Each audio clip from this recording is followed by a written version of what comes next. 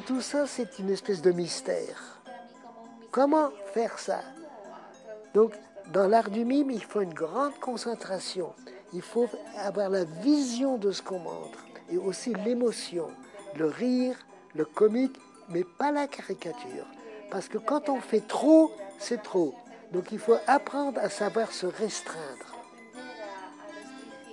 et donner l'essentiel. Je fais de la peinture. Je suis peintre également. Je peins très souvent mes pantomimes. Quand j'avais 6 ans, j'avais un regard profond. Je ne faisais pas une caricature, c'était toujours... J'avais cette profondeur. Chaplin était très profond. Il m'a touché quand j'étais petit. Je pense que c'est vrai que un artiste garde un côté enfant, mais comme il a une plus grande expérience de la vie, il change aussi.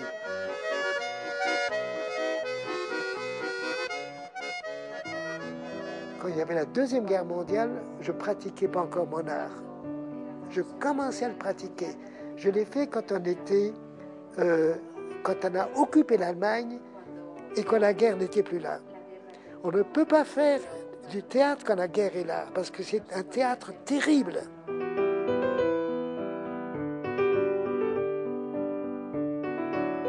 Mais j'avais pas encore cette connaissance que j'ai maintenant. On est beaucoup plus naïf.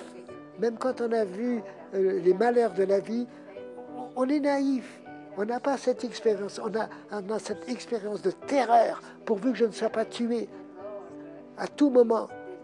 Et aujourd'hui, quand je vois des documentaires sur la guerre que j'ai menée moi aussi, je me dis, mon Dieu, ah, quel courage ils ont, même en étant jeunes. Et ce courage, je ne l'ai plus. Non, parce que je ne veux plus la guerre. Je déteste la guerre. Donc je le remontre au théâtre d'une autre manière.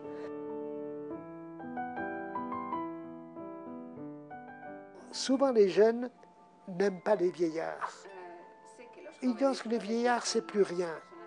Il n'y a que la jeunesse qui compte, il n'y a que l'avenir qui compte, mais ils deviendront vieux aussi un jour. Donc je veux inculquer par là le respect des parents, le respect du grand-père, de la grand-mère, le respect des vieillards, le respect de ceux qui nous ont enseigné. J'avais même envie d'écrire un livre à ce sujet. Souvenir d'un mime qui jette son cri du silence. Et je suis en train de l'écrire même en ce moment. Bien entendu, en dehors de la peinture, en dehors des souvenirs de famille, je vois de temps en temps mes enfants qui sont plus grands. J'aime jouer aux échecs. J'aime énormément jouer aux échecs. Et puis j'ai parfois une tristesse en me disant qu'est-ce qu'on va devenir si le monde va évoluer aussi mal que ça? Est-ce qu'on connaîtra un jour vraiment la paix éternelle?